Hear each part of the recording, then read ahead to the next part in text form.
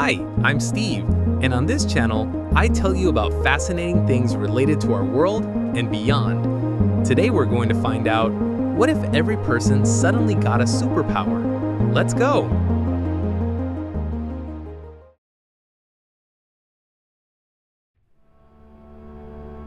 It all started on an ordinary Tuesday morning. Birds were chirping, coffee machines were hissing, and the world was blissfully unaware that life as we knew it was about to become absolutely ridiculous. You woke up to find, quite suddenly, that you could do something incredible. Not, I remembered to put the lid back on the toothpaste incredible, but full-on superhero incredible. And then you noticed everyone else had powers too. Yes, everyone. Your neighbor who always borrowed your Wi-Fi without asking? She can now manipulate gravity. That guy at the bus stop who hums awkwardly off-key, he could teleport objects with his mind. Even your cat Fluffy looked slightly smug, as if to say, finally, I'm not the only one who can disappear whenever I want. At first, there was chaos. The streets were crowded with people trying out their new abilities. Some floated aimlessly above cars, others accidentally set fire to random shrubs. And a few, unfortunately, discovered they could turn things into sandwiches. Governments panicked, issuing statements like, remain calm, do not panic, also try not to fly into the White House. Scientists were baffled, repeatedly saying things like, this violates every law of physics, which was technically true, but made zero difference when your neighbor Mildred caused a small tornado by sneezing in excitement. You, for your part, realized your superpower was oddly specific. You could conjure any object you imagined. At first, it was fun. Socks appeared on demand, snacks manifested in your hands, and a long-lost pen from last week magically returned. But then, reality hit. Walking to work became an adventure in not accidentally summoning a giraffe into a crowded subway car. Lunch breaks were spent trying not to create a burrito explosion that could swallow the office.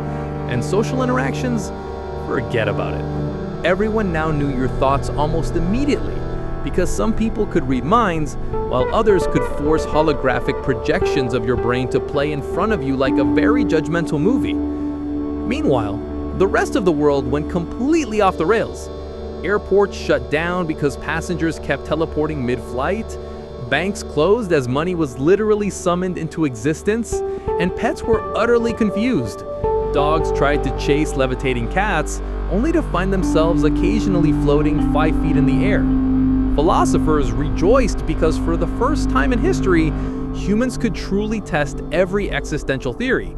But even they admitted they had no idea what was happening when someone turned a small village into a giant game of chess, using nothing but their imagination.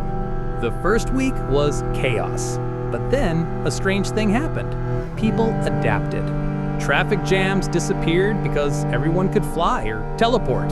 Pollution decreased as people used their powers to clean oceans, rivers, and skies. Political debates became slightly more civilized because anyone caught lying got a harmless but humiliating magical pie to the face.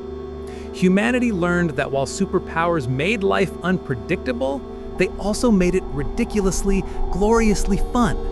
By the end of the month, society had settled into a bizarre new rhythm. Etiquette evolved.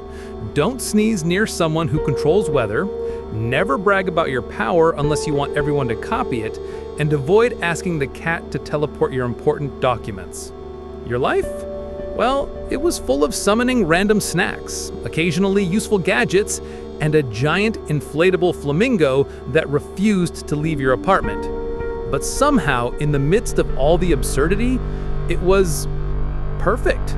Because even with powers, humans were still hilariously unpredictable, endlessly creative, and slightly ridiculous. And maybe, just maybe, that made the world more fun than it had ever been. By the next Tuesday, everyone realized that having a superpower didn't make life easier. It just made it weirder. And honestly, that was okay. At least Mondays were never boring again.